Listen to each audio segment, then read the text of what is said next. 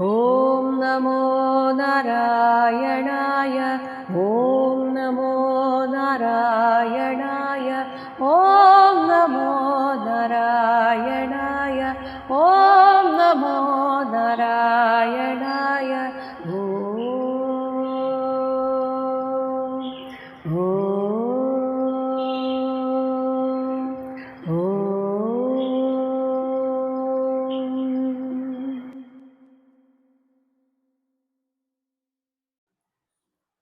ഭഗവാന്റെ മഹത്വം മറന്നു പോകരുത് എന്ന് ഓർമ്മിപ്പിച്ചതിന് ശേഷം ശ്രീരുദ്രന്റെ പോലും ആ പ്രഭാവത്തിന് പുറകിൽ സാക്ഷാൽ കൃഷ്ണ ഭഗവാന്റെ മഹത്വമാണെന്ന് സൂചിപ്പിക്കാൻ വേണ്ടിയിട്ട് ത്രിപുര ദഹനത്തിന്റെ കഥ പറഞ്ഞു തുടങ്ങുകയാണ്.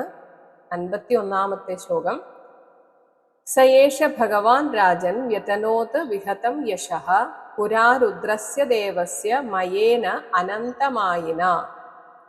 ഹേ രാജാവേ, സഹയേഷഃ ഭഗവാൻ, അങ്ങനെയുള്ള ഈ ശ്രീകൃഷ്ണ ഭഗവാൻ, പുരാ പണ്ട്, അനന്തമായിന അറ്റമില്ലാത്ത മായാശക്തികളുള്ള മയേന മയാസുരനാൽ വിഹതം തടവേൽപ്പിക്കപ്പെട്ട ദേവസ്യ ശ്രീരുദ്രന്റെ യശഃ കീർത്തിയെ വ്യതനോത് വളർത്തിയെടുത്തു.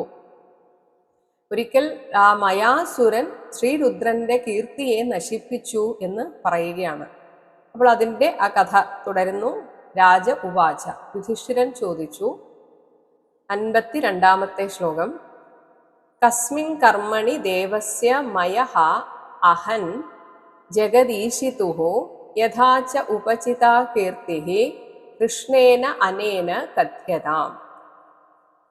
ജഗദീശിതുഃ ദേവസ്യ, ജഗദീശ്വരനായ മഹാദേവന്റെ കീർത്തിയെ കസ്മിൻ കർമ്മണി, ഏത് കാര്യത്തിലാണ് മയഃ അഹൻ മയാസുരൻ നശിപ്പിച്ചത്, അനേന കൃഷ്ണേന ഈ ശ്രീകൃഷ്ണനാൽ, കീർത്തി ആ കീർത്തി യഥാച ഉപചിത ഏത് വിധത്തിലാണ് വളർത്തിക്കൊടുക്കപ്പെട്ടത്, ആ കഥ കഥ്യതാം എനിക്ക് പറഞ്ഞു തന്നാലും. നാരദ ഉവാച. 53-ാമത്തെ ശ്ലോകം. നിർജിതാഹ അസുരാഹ ദേവൈഃ യുധി അനേന ഉപബൃംഹിതൈഃ മായിനാം പരമാചാര്യം മയം ശരണം ആയയുഹു. അനേന ഈ ശ്രീകൃഷ്ണ ഭഗവാനാൽ, ഉപബൃംഹിതൈഃ ശക്തി വളർത്തിക്കൊടുക്കപ്പെട്ടവരായ ദേവൈഃ ദേവന്മാരാൽ, യുധി നിർജിതാഹ യുദ്ധത്തിൽ തോൽപ്പിക്കപ്പെട്ട അസുരാഹ, മായിനാം പരമാചാര്യം മായാവികളുടെ പരമഗുരുവായ മയം മയനെ ശരണം ആയയുഹു ശരണം പ്രാപിച്ചു. അപ്പോൾ ദേവന്മാരാൽ തോൽപ്പിക്കപ്പെട്ട അസുരന്മാർ മായാവിയായിട്ടുള്ള മയാസുരനെ ശരണം പ്രാപിച്ചു. അപ്പോൾ ഈ മയാസുരൻ അസുരന്മാരുടെ ശില്പിയാണ്. ഈ മയാസുരനാണ് മഹാഭാരതത്തിൽ ആ വളരെ മനോഹരമായ സഭ യുധിഷ്ഠിരന് നിർമ്മിച്ചു കൊടുത്തത്. അപ്പോൾ 54-ാമത്തെ ശ്ലോകത്തിൽ ഈ മയാസുരൻ നിർമ്മിച്ചു കൊടുത്ത ത്രിപുര വർണ്ണനയാണ്. സഹ നിർമായ പുരഃ തിസ്രഃ ഹൈമീഹി ഔപ്യായസീഹി വിഭുഃ ദുർലക്ഷ്യ അപായ സംയോഗാഃ ദുർവിതർക്യ അപരിച്ഛതാഃ.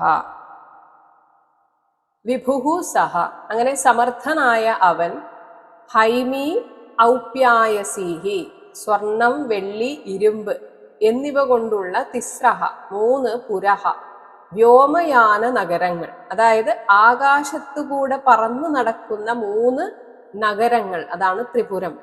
ഇങ്ങനെ നിർമ്മിച്ചിട്ട് ഈ അസുരന്മാർക്ക് നൽകി.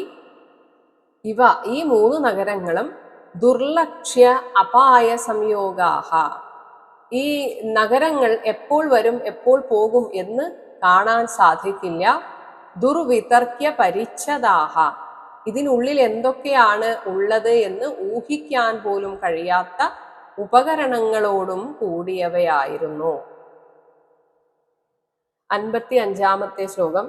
താഭിഹി തേ അസുരസേനാന്യഃ ലോകാൻ ത്രീൻ സ ഈശ്വരാൻ സേശ്വരാൻ നൃപ സ്മരന്തോ നാശയാൻ ചക്രുഃ പൂർവവൈരം അലക്ഷിതാഃ. ഹേ നൃപ, പൂർവവൈരം പഴയ വിരോധത്തെ സ്മരന്തഃ മനസ്സിൽ ഓർത്തു വച്ചിരുന്ന തേ അസുരസേനാന്യഃ ആ അസുരസേനാനായകന്മാർ താഭിഹി ഈ പുരത്തിൽ സഞ്ചരിച്ച് അലക്ഷിതാഹ ആർക്കും മനസ്സിലാവുകയില്ല ഇവർ വരുന്നതും പോകുന്നതും. അങ്ങനെ സ ഈശ്വരാൻ ലോകപാലന്മാരോടുകൂടിയ ത്രീൻ ലോകാൻ മൂന്ന് ലോകങ്ങളെയും നാശയാൻ ചക്രുഹു തകർത്തെറിഞ്ഞു. 56-ാമത്തെ ശ്ലോകം. തതഃ തേ സേശ്വരാ ലോകാഃ ഉപാസാദ്യ ഈശ്വരം വിഭോ ത്രാഹി നഃ താവകാൻ ദേവ വിനഷ്ടാൻ ത്രിപുരാലയൈഃ. ഹേ വിഭോ, തതഃ അതുകൊണ്ട് തേ ലോകാഃ ആ ലോകവാസികളെല്ലാം സ ഈശ്വരാഹ അവരുടെ പാലകന്മാരോടുകൂടി ഈശ്വരം പരമേശ്വരനെ ഉപാസാദ്യ സമീപിച്ച് ഇപ്രകാരം പറഞ്ഞു. ഹേ ദേവ, ത്രിപുരാലയൈഹി ഈ ത്രിപുരവാസികളായ അസുരന്മാരാൽ വിനഷ്ടാൻ നശിപ്പിക്കപ്പെട്ട താവകാൻ നഹ അങ്ങയുടെ ഞങ്ങളെ, അതായത് അങ്ങയെ ആശ്രയിക്കുന്ന ഞങ്ങളെ ത്രാഹി രക്ഷിക്കണമേ. 57-ാമത്തെ ശ്ലോകം. അഥ അനുഗൃഹ്യ ഭഗവാൻ മാ ഭൈഷ്ട ഇതി സുരാൻ വിഭുഃ ശരം ധനുഷി സന്ധായ പുരേഷു അസ്ത്രം വ്യമുഞ്ഛത. അഥ അനന്തരം വിഭുഃ ഭഗവാൻ സർവസമർത്ഥനായ പരമേശ്വരൻ മാ ഭൈഷ്ട പേടിക്കരുത് ഇതി എന്ന് പറഞ്ഞ് ദേവാൻ അനുഗൃഹ്യ ദേവന്മാരെ അനുഗ്രഹിച്ച ശേഷം ധനുഷി ശരം സന്ധായ തന്റെ വില്ലിൽ അമ്പു തൊടുത്ത് ഈ പുരേഷു മൂന്ന് പുരങ്ങളിലും അസ്ത്രം വ്യമുഞ്ചത അസ്ത്രത്തെ വിട്ടയച്ചു. 58-ാമത്തെ ശ്ലോകം. തതഃ അഗ്നിവർണാഃ ഇഷവഃ ഉത്പേതുഃ സൂര്യമണ്ഡലാത് യഥാ മയൂഖസന്തോഹ ന അദൃശ്യന്ത പുരോ യതഃ. തതഃ അങ്ങനെ ഇതിൽ നിന്ന് അഗ്നിവർണാഃ തീക്കനൽ നിറമുള്ള ഇഷവഃ ബാണങ്ങൾ സൂര്യമണ്ഡലാത് സൂര്യന്റെ മണ്ഡലത്തിൽ നിന്ന് ഏതുപോലെയാണോ മയൂഖസന്തോഹ ചുട്ടുപഴുത്ത ജ്വാലാമാലകൾ ഉയരുന്നത് യഥാ അതുപോലെ ഉത്പേതുഹു അങ്ങനെ തീപ്പൊരികൾ ഈ ശരങ്ങളിൽ നിന്ന് ഉയർന്നു വന്നു. അങ്ങനെ യതഃ ഈ തീപ്പൊരികളാൽ പുരഹ അദൃശ്യന്ത പുരത്രയങ്ങൾ പിന്നെ കാണാതെയായി. 59-ാമത്തെ ശ്ലോകം. തൈഹി സ്പൃഷ്ടാ വ്യസവഃ സർവേ നിപേതുഃ സ്മ പുരൗകസഃ താൻ ആനീയ മഹായോഗി മയഃ കൂപരസേ അക്ഷിപത്. ഇങ്ങനെ ഈ ശരങ്ങളാൽ തൈഹി സ്പൃഷ്ടാഹ സ്പർശിക്കപ്പെട്ട പുരൗകസഃ ആ പുരത്രയവാസികൾ സർവേ മുഴുവനും വ്യസവഃ പ്രാണൻ പോയവരായി നിപേതുഃ സ്മ നിലം പതിച്ചു. മഹായോഗീമയഃ മായാവിദ്യാകുശലനായ ആ മയാസുരൻ ഈ വീണ എല്ലാ അസുരന്മാരെയും താൻ ആനീയ അവരെ എടുത്തുകൊണ്ട് വന്ന് കൂപരസേ തന്റെ മായ കൊണ്ട് നിർമ്മിച്ച കിണറ്റിലെ അമൃതജലത്തിൽ അക്ഷിപത് നിക്ഷേപിച്ചു. അപ്പോൾ മരിച്ചു വീണ ഈ അസുരന്മാരെ മുഴുവൻ മയാസുരൻ എടുത്ത് വീണ്ടും അമൃതം നിറഞ്ഞ കിണറ്റിൽ നിക്ഷേപിച്ചു. അങ്ങനെ അമൃതം നിറഞ്ഞ ആ ഒരു കിണറ്റിലെ ജലം സ്പർശിച്ചപ്പോൾ ഇവരൊക്കെ വീണ്ടും ഉയർത്തെഴുന്നേറ്റു. 60-ാമത്തെ ശ്ലോകം. സിദ്ധാമൃത രസസ്പൃഷ്ട വജ്രസാരാ മഹൗജസഃ ഉത്തസ്തുഃ മേഘദലന വൈദ്യുത ഇവ വഹ്നയഃ. സിദ്ധാമൃത രസസ്പൃഷ്ടാഹ ഇങ്ങനെ ആ മയാസുരൻ തന്റെ മായിക സിദ്ധിയാൽ നിർമ്മിച്ച അമൃതദ്രാവകത്തിന്റെ സ്പർശനമേറ്റതും വജ്രസാരാഹ വജ്രം പോലെ ദൃഢഗാത്രരും മഹൗജസഹ മഹാതേജസ്വികളുമായി ഈ അസുരന്മാർ ഭവിച്ചു. അങ്ങനെ ഭവിച്ച ആ ത്രിപുരാസുരന്മാർ മേഘദലനാഹ വൈദ്യുതാഹ വന്നയഹ ഇവ മേഘനിരയെ പിളർന്നു വരുന്ന മിന്നൽ പിണരുകളായ തീനാളങ്ങൾ എന്നതുപോലെ ആ കിണറ്റിൽ നിന്ന് ഉജ്ജ്വലമായിട്ട് ഉത്വസ്തുഹു പിടഞ്ഞെഴുന്നേറ്റു. ഇങ്ങനെ താൻ ചെയ്ത കാര്യം വിഫലമായി എന്ന് കണ്ട് വിഷമിച്ച ഭഗവാനെ, രുദ്രനെ ആ സമയത്ത് ഒരു ഉപായത്തിലൂടെ സഹായിച്ചത് ഭഗവാൻ കൃഷ്ണനാണ് എന്ന് പറയുകയാണ്. 61 ശ്ലോകം. വിലോക്യ ഭഗ്നസങ്കൽപ്പം വിമനസ്കം വൃഷധ്വജം തദാ അയം ഭഗവാൻ വിഷ്ണു തത്ര ഉപായം അകൽപ്പയത്. വിഷ്ണു അയം, സർവവ്യാപിയായ ഈ ഭഗവാൻ, ശ്രീകൃഷ്ണ ഭഗവാൻ, വൃഷധ്വജം, ശ്രീരുദ്രനെ അദ്ദേഹം വിചാരിച്ചത് നടക്കാതെ ഭഗ്നസങ്കൽപ്പനായിട്ട് വിമനസ്കം, മനപ്രയാസത്തോടെ ഇരിക്കുന്നത് വിലോക്യ, കണ്ടിട്ട് തഥാ, തൽക്ഷണം, തത്ര ഉപായം അകൽപ്പയത്, അവിടെ ഒരു യുക്തി പ്രയോഗിച്ചു. 62 ശ്ലോകം. വത്സ ആസീത് തഥാ ബ്രഹ്മാ സ്വയം വിഷ്ണുഃ അയം ഹി ഗൗഃ പ്രവിശ്യ ത്രിപുരം കാലേ രസകൂപാമൃതം പപൗ. അയം വിഷ്ണു, ഈ ശ്രീകൃഷ്ണൻ, തഥാ, അപ്പോൾ തന്നെ, സ്വയം ഹി ഗൗഃ, താൻ തന്നെ ഒരു പശുവായും, ബ്രഹ്മ, ബ്രഹ്മാവ്, വത്സഹ, പശുക്കുട്ടിയായും, ആസീത്, ഭവിച്ചു. അങ്ങനെ കാലേ, ഉച്ചനേരത്ത്, ത്രിപുരം പ്രവിശ്യ, ആ പുരത്രയത്തിലേക്ക് കടന്നു ചെന്ന്, രസകൂപ അമൃതം, ആ രസകൂപത്തിലുള്ള അമൃതജലത്തെ പപൗ, കുടിച്ചു തീർത്തു. ഇങ്ങനെ ആ പശുവും പശുക്കുട്ടിയും കുടിക്കുന്നത് അസുരന്മാർ കാണുന്നുണ്ട്. പക്ഷേ ഭഗവാന്റെ മായാശക്തി കൊണ്ട് ഇവർക്ക് എതിർക്കാൻ തോന്നിയില്ല എന്നാണ്, അല്ലെങ്കിൽ തടഞ്ഞില്ല. 63 ശ്ലോകം. തേ അസുരാഹ ഹി അപി പശ്യന്തോ ന ന്യഷേധൻ വിമോഹിതാഹ തതു വിജ്ഞായ മഹായോഗി രസപാലാനിദം ജഗൗ സ്വയം വിശോകഃ ശോകാർത്താൻ സ്മരൻ ദൈവഗതിം ച താം. തേ അസുരാഹ, ആ അസുരന്മാർ, പശ്യന്തഃ അപിഹി, നോക്കിക്കൊണ്ടിരുന്നിട്ടുപോലും, വിമോഹിതാഹ, വിഷ്ണുമായയാൽ മോഹിതരായി ഭവിച്ച്, ന ന്യഷേധൻ, ഇതിനെ തടഞ്ഞില്ല. ഇതറിഞ്ഞ മഹായോഗി, ആ മഹായോഗസിദ്ധി എന്ന് വെച്ചാൽ മായാസിദ്ധി, ആ സിദ്ധനായ മയൻ, തത് വിജ്ഞായ, അതറിഞ്ഞപ്പോൾ, താം ച ദൈവഗതിം, ഈ ഒരു വിധിവിഹിതത്തെ സ്മരൻ, ഓർത്തുകൊണ്ട്, സ്വയം വിശോകഃ, അദ്ദേഹത്തിന് വലിയ ദുഃഖമൊന്നും തോന്നിയില്ല. എന്നാൽ ഈ രസകൂപന്മാർക്ക് ദുഃഖമുണ്ടായിരുന്നു. അങ്ങനെ ശോകാർത്താൻ, ശോകാർത്തന്മാരായ രസപാലാൻ, രസകൂപത്തിലെ പാലകന്മാരോട്, ഇതം ജഗൗ, ഇങ്ങനെ പറഞ്ഞു. 64 ശ്ലോകം. ദേവഃ അസുരഃ നരഃ അന്യഃ വാ ന ഈശ്വരഃ അസ്തു ഇഹ കശ്ചന ആത്മനഃ അന്യസ്യ വാദിഷ്ടം ദൈവേന അപോഹിതും ദ്വയോഃ. ദേവഃ അസുരഃ നരഃ അന്യഃ വാ, ദേവനോ അസുരനോ മനുഷ്യനോ മറ്റാരോ ആയിക്കൊള്ളട്ടെ, ഇഹ, ഈ ലോകത്തിൽ, കശ്ചന, ഒരാൾക്കും, ആത്മനഃ അന്യസ്യ, തനിക്കോ മറ്റൊരുത്തനോ, ദ്വയോഹോവ, ഇരുവർക്കുമായോ, ദൈവേന ദിഷ്ടം, വിധിയാൽ ആദേശിക്കപ്പെട്ടതിനെ, അപോഹിതും, തള്ളി നീക്കുവാൻ, ഈശ്വരഃ ന അസ്തി, കഴിവുള്ളവനായി ഭവിക്കുകയില്ല. ഇവിടെ വിധിക്ക് വലിയ പ്രാധാന്യമുണ്ട് എന്ന് മയൻ അംഗീകരിക്കുകയാണ്. 65, 66 ശ്ലോകങ്ങൾ ഒരുമിച്ച് പറയുകയാണ്.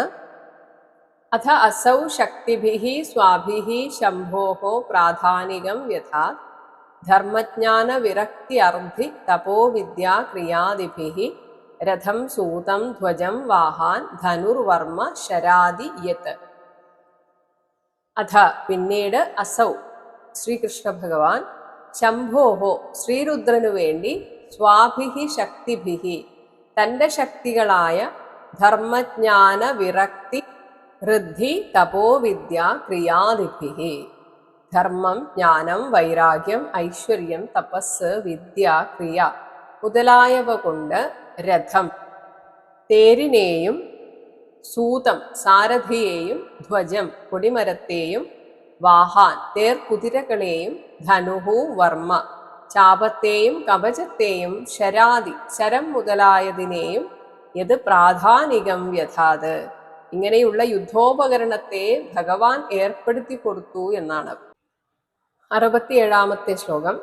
സന്നദ്ധോ രഥം ആസ്ഥായ ശരം ധനുഃ ഉപാദതേ ശരം ധനുഷി സന്ധായ മുഹൂർത്തേ അഭിജിത് ഈശ്വരഃ ദദാഹ തേന ദുർഭേദ്യ ഹരഃ അധ ത്രിപുരോ നൃപ.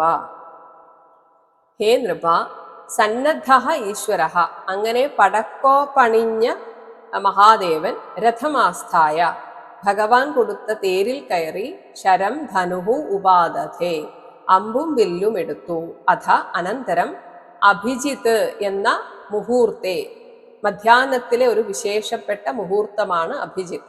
ഈ ഒരു മധ്യാഹ്ന മുഹൂർത്തത്തിൽ ധനുഷി ശരം സന്ധായ, തൻ്റെ വില്ലിൽ അമ്പു തൊടുത്ത് തേന ഇതിനാൽ ദുർഭേദ്യാഹ ത്രിപുരഃ, ഭേദിപ്പാൻ കഴിയാതിരുന്ന 3 പുരങ്ങളെയും ദദാഹ ദഹിപ്പിച്ചു. ഇവിടെ 68 ശ്ലോകം ചെറിയൊരു വരിയാണ്. അത് പലരിലും ചിലപ്പോൾ വ്യത്യാസം കാണാം. ദിവി ദുന്ദുഭയോ നേതുഹു വിമാനശതസങ്കുലാഹ. 69 ദേവർഷി പിതൃസിദ്ധേശ ജയേതി കുസുമോത്കരൈഹി അവാകിരൻ ജഗുർ ഹൃഷ്ട നനൃതുഹൂച്ച അപ്സരോഗണാഹ. ഇങ്ങനെ ത്രിപുരദഹനം നടന്നതിൻ്റെ സന്തോഷത്താൽ ദിവി ആകാശത്തിൽ ദുന്ദുഭയഃ ദുന്ദുഭിവാദ്യങ്ങൾ നേതുഹു മുഴങ്ങി. വിമാനശതസങ്കുലാഹ അനേകം വിമാനങ്ങളിൽ വന്ന് തിങ്ങി നിറഞ്ഞ ദേവ ഋഷി പിതൃസിദ്ധേശാഹ ദേവന്മാരും ഋഷികളും പിതൃക്കളും സിദ്ധേശ്വരന്മാരും ജയ ജയ ജയാരവത്തോടെ കുസുമോത്കരൈഹി പൂക്കളുടെ കൂമ്പാരങ്ങൾ ഇവർക്ക് നേരെ, ഇവിടെ മഹാദേവന് നേരെ അവാകിരൻ കോരിച്ചൊരിഞ്ഞു. ഹൃഷ്ടാഹ അപ്സരോഗണാഹ സന്തുഷ്ടകളായ അപ്സര സ്ത്രീകളുടെ സംഘങ്ങൾ ജഗുഹു നനൃതുഹു ച ആടുകയും പാടുകയും ചെയ്തു. 70 ശ്ലോകം. ഏവം ദഗ്ധ്വാ പുരഃ തിസ്രഃ ഭഗവാൻ പുരഃ നൃപ ബ്രഹ്മാദിഭിഃ സ്തൂയമാനഃ സ്വധാമ പ്രത്യപദ്യത.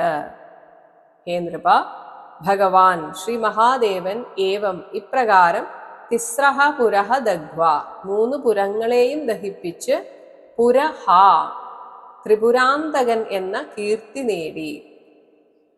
അങ്ങനെ ബ്രഹ്മാദിഭിഹി ബ്രഹ്മാദി ദേവന്മാരാൽ സ്തൂയമാനഃ വാഴ്ത്തപ്പെട്ടുകൊണ്ട് സ്വധാമ തന്റെ ആവാസത്തിലേക്ക് ആവാസസ്ഥാനത്തിലേക്ക് പ്രത്യപദ്യത തിരിച്ചെഴുന്നള്ളി.